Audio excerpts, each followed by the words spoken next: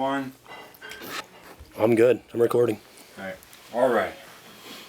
I'm gonna give the date. Is that recording? It should be flashing red, Date Mike. is, what is it? January 1st, 2011. We're going to ask some questions of Steve and Carlene. First question. When did your mom and dad become Christians? These are all directed to me. Yeah, that's for you. Probably within the decade of the 1940s. 1940s? Yeah. What caused them to become a Christian? Well, my dad specifically, my youngest sister died, and that was his favorite, and he was brokenhearted, and he really was tender at that point, and kind of the church that my wife or my mother was attending kind of wooed him in, and the pastors, asked him enough questions, and I think my dad became a Christian because of that. So Grandma went to church before Grandpa? Well, I think my mother became a Christian before my dad did. And how did she start going to church? Uncle Louis and her mother, Grandma Babbage, were the first in our family to become Christians. Uncle George. Uncle George, I'm sorry, I meant George, not Louis. All right. Okay. Let's see. So your father was from Russia or Ukraine, and your grandmother, where was she from? Or From your Hungary. mother? Grandma's from Hungary. They moved to Canada, and my mother was born in Hamilton, Ontario. So how did they meet? My parents? Yeah. My dad went to New York and became a chef in a hotel. Then he was in the food business, moved to the Detroit area, Mount Clemens area, and my mother's from Mount Clemens. The exact how they met, I don't know, but the point is that's what got him into Michigan. Interesting. So he was in the food business. He opened a grocery store. Where was his first store at? Was it Hazel Park or something? That's where I was born, in Hazel Park, and that's the earliest I know of him owning a store. My mother worked for A&P for years, so she was also in the food business for a while. How the connection came about, I'm not sure. And then they moved to Dryden at some point. Well, no, we moved to Royal Oak as far as our resident was. Okay. Then they sold that business, and then they moved to Dryden and opened a grocery store. So you talked about many times about growing up in the store. What was that like? Well, as a kid, it was fun because we had all kinds of food to eat and and so forth. But it was not good for a family life. And Why do you say that? well, because we didn't have a normal life. My parents were always tired.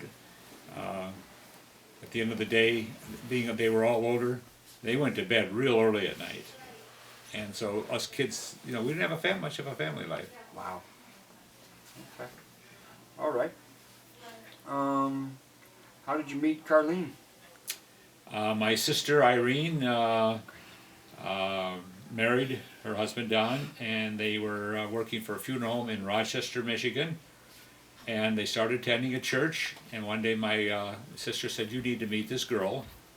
And Was there anything about this girl that she mentioned? well, she said I would probably like her. Her father's a minister, and our very first acquaintance, And she has what? she had nice teeth. I was probing. He was trying to get that out of you. So what church was this? She came to your church in... No, Don and Irene were music directors at the First Church of the Nazarene in Rochester, Michigan. Uh-huh. And of course, I went and lived with them because I attended Michigan or Oakland University that fall. By living with them, obviously, I was right there. What year was that? 1960. 1960. And is this Grandpa Book's church?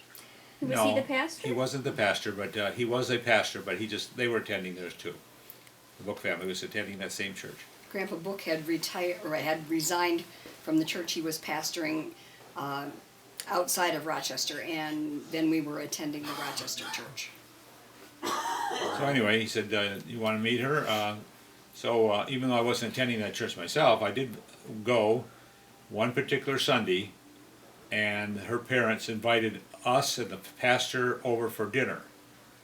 And so that was the Sunday that we really got to meet, but it was kind of odd because even though I knew she would be in church, I didn't realize I went to Sunday school, and I sat down in the front row, and either you came in after me or I came in after you. What was it? I don't remember. Anyway, so we sat right next to each other. And I knew who she was, obviously. She knew I was, but it was kind of awkward. We're sitting there and kind of looking at each other like this. And So Anyway, then, we- how did you get engaged? When did you get engaged? 2 years later, 1962, in the spring, after dating for almost 2 years, Interesting. when I gave her a ring and asked her, that's how we got engaged. Wow. All right. Then what happened? You got married, right? I married that fall. Where'd you get married at? In Armada, at the former parsonage of the Assembly of God Church. So in between this time, from when you met at the Nazarene Church, you switched over to the Armada Church? I was going to the Assembly Church without fail, except I would visit occasionally the church that Carlene was attending. And we would sing once in a while, because Don and Irene and I kind of sang together. But little by little, Carlene would come with me, and so basically we were attending the Assembly of God Church in Armada. Is that right, Carlene? Yes. The time we met, we were actually having revival services at the church, and because Don and Irene were working with the music, and the three of them sang together, he came to sing with them for the services. For the duration of the services. Yeah. Well, you were there for the Sunday, Yeah. and then throughout the week. So, otherwise, he was always at Armada, At the Assembly Church. at the assembly. So you got married. What, Carlene? What did your mom and dad say when you told them you got married? Well, What is going on? Keep that thing rolling. actually, I was in nursing school, and we had decided to get married. It was against the rules to get married the first year of training, and we were going to get married and keep it a secret, and then at the end of the year, go ahead and have a church wedding and everything, so that the school wouldn't get wind of it, because some of the students had actually gotten expelled, even like a year after the fact, when they found out they had gotten married before they were supposed to. But anyway, that's neither here nor there. But I called my mother on Monday after we had gotten married on Friday night, and told her that we had gotten married. And evidently she was standing on a stool or something or other fixing curtains and almost fell off. And she's like, "What? I don't believe this. I don't believe this." An interesting side note on this was that we had planned on getting married in the Assembly of God Church, in the church itself, on a Friday night. Now remember, we told nobody except we had to have 2 witnesses. The pastor's wife was a witness, and my sister Irene was a witness. Oh, she was? She was at the Yeah. wedding? Well, I she never was knew one of the that. witnesses. We had to have 2 witnesses, and Irene by that time was about 9 months And a expecting half. with Donnie. 'Cause he was, So here we drove over to Armada, and the pastor, we were going to go in and get married in the church. So we get there, and the one family's cleaning the church. Well, we didn't want them in on it, so we pulled on the side street, and we thought we'd wait them out. And we couldn't wait them out. So finally, the pastor went in there to find out how long it was going to be, and he came back to our car. Remember, we're down the side street. Here we're dressed in our suits, and he's dressed up. And he says, "It looks like they are not going to be done in a while. Do you want to get married in the parsonage?" So we drove out of town about 5 miles, and we got married in the parsonage that night. Interesting. and the thing is that it was already getting dark, and their children were home, and some of them were already ready for bed. And because this was supposed to be a secret, they made their kids get dressed and go outside and play, so that we could get married in the house. So Don and Irene were there, or just Irene? Just Irene. That's Irene. But Don did tell Don, Yeah, she told him, because because obviously, Donnie was born a week after we were married. So if he had called home and didn't get any answer, this was before cell phones, and he would have been worried. So she had to let him know where she was going. Other than that, we didn't tell anybody. So that was 1962. 62 in October. And then when was John born? John, your son. In April of 64. And then Cindy In February of 67. and Rhonda. in January of Any '71. stories about these young kids? You remember anything about that time? John, Carlene was a long time in labor because I guess that's usually the case in your first. So I dropped her off at the hospital and I went to work. And then it was all day long, and And he came back, and I was still there. She was there. She was there that night, still laboring. So I was there when he was born. You were there. Yeah. Cindy's birth, it was bitter cold. I remember it was one of the coldest winters, and she was married or buried. Wow, born Born. in Lansing, Michigan, and I remember. Yale, Michigan. Oh yeah, sorry, yeah, that was Rhonda. She was born in Yale, Michigan. And again, it was very, very cold and bitter. So anyway, I was working on the house. And again, I dropped her off. And I came home and I was working on the house. And I went back later that day and, The baby was already born. yeah, I missed the birth on that one. All right. And then Rhonda, where is she born? She was born in Lansing. Lansing and Michigan State, right?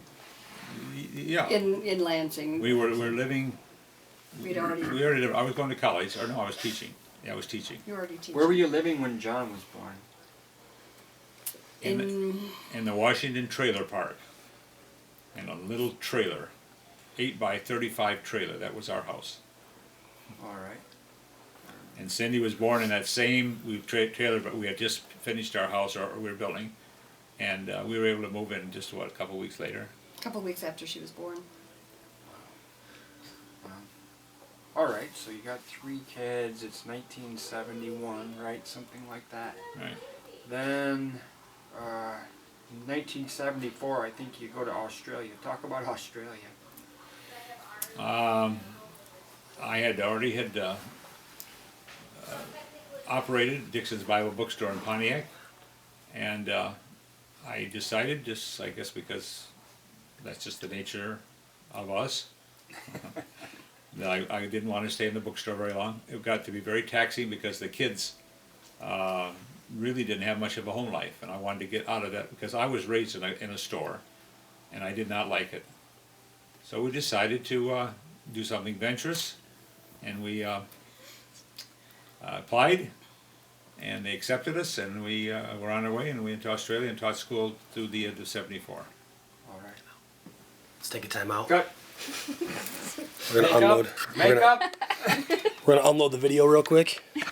What, did it already fill up the car? That was it. Their car did, but he wiped his car completely clean.